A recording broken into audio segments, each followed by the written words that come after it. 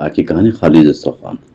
خالد دسترخوان کی خاموشی چیخ رہی تھی، ہر گھر میں عجیب سی اداسی بسی ہوئی تھی، دیواریں بھی جیسے سسکیاں بھر رہی تھی، ماں کی آنکھوں میں نمی ٹھہر گئی تھی، چولہا ٹھنڈا تھا، وقت رک سا گیا تھا، بچوں کی نظر دروازوں پر جمی رہی، شاید کوئی معجزہ ہونے والا ہو۔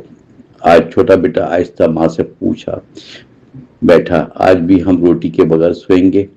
ماں نے مسکرا کر درد چھپا لیا، کہا بیٹا اللہ بڑا مہربان ہے، اس کی رحمت دیر سے آتی ہے مگر کبھی خالی ہاتھ واپس نہیں بھیجتی۔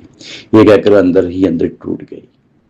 باپ ابھی تک واپس نہیں آیا تھا، شہر کی سڑکیں اسے نکل گئی تھی، کام کی تلاش میں دن بھر بھٹکتا رہا مگر قسمت جیسے روٹ گئی تھی اس سے۔ جیب میں صرف خاموشی رہ گئی تھی اور آنکھوں میں بچوں کی بھوک بسی، ہر قدم پر شرمندگی کے ساتھ چلتی رہی۔ گھر میں رکھا خالی دسترخوان دیکھ کر ماں کا دل جیسے ٹکڑوں میں بکھرا ہو۔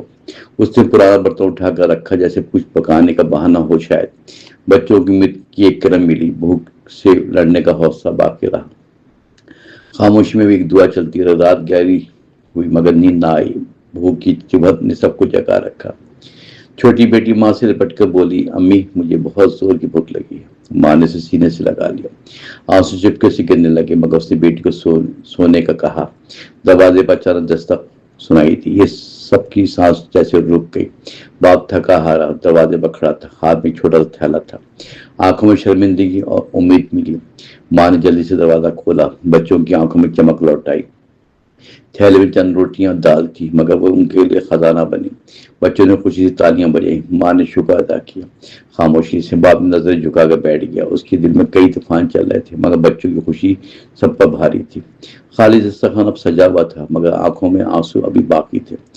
یہ آنسو دکھ کے نہیں تھے، صرف یہ شکر اور صبر کے بھی تھے۔ ماں نے سب کو پیار سے کھلایا اور دل ہی دل میں دعا مانگی کہ یہ آزمائش بھی گزر جائے جلد۔ اس رات سب نے سکون سے کھایا، پھر ایک امید لے کر سو گئے، کل شاید کچھ بہتر ہو جائے، شاید زندگی مسکرا دے دوبارہ، شاید خالی دسترخوان بھر جائے اور شاید یہ دکھ یاد بن جائے، لیکن آج کا سبق دل میں رہ گیا۔